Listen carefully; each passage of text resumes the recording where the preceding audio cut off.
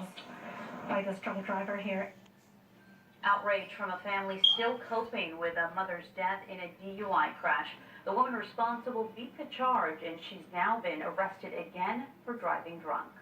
Now, CHP officers say Donna Neely's blood alcohol level was nearly 4 times the legal limit when she was arrested at the scene of the latest accident, one she didn't cause. Action News reporter Cynthia Rose is in the newsroom now with more about the unusual circumstances in this latest case. Well, Warren, Donna Neely was actually the victim in a rear-end crash, but officers say she never stopped. It took a CHP helicopter to track her down. Officers say her blood alcohol content was 0.31.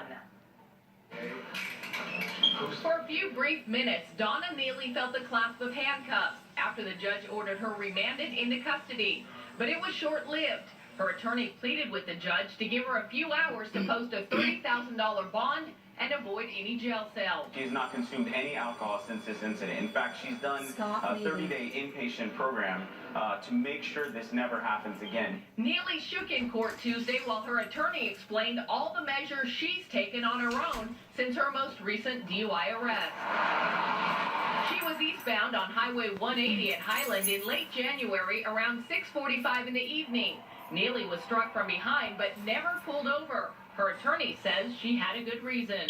When you have an elderly woman who's driving by herself in a rural area, sometimes you don't feel secure, especially if the driver of the assailing vehicle, the one who hit her, is acting in an aggressive manner.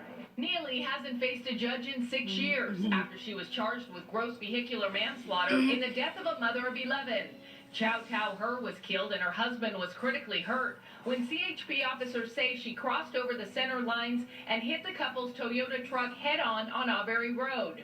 Her defense was she was sleep driving while under the influence of prescription drugs. I took hydrocodone and an Ambien.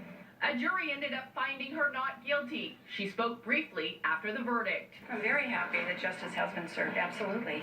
But justice was not served according to Her's family. They feel Neely deserved the agony they instead wake up to every day. Years later, and here we are.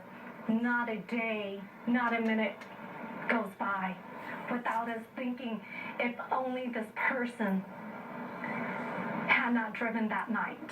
The victim's daughter is hoping this time, even though no one was injured, that Neely will be held accountable for her bad decisions. It's just beyond word to even comprehend that this person is back out in the street doing the exact same thing over and over again. And Neely was ordered last week to wear an alcohol monitor that detects any alcohol consumption. She will be back in court next month. The victim's family plans to be there too. From the newsroom, Cynthia Rose, ABC 30, Action News. Thank you, Cynthia. We're learning more about the Kingsburg man who died in a crash early this morning. Action News.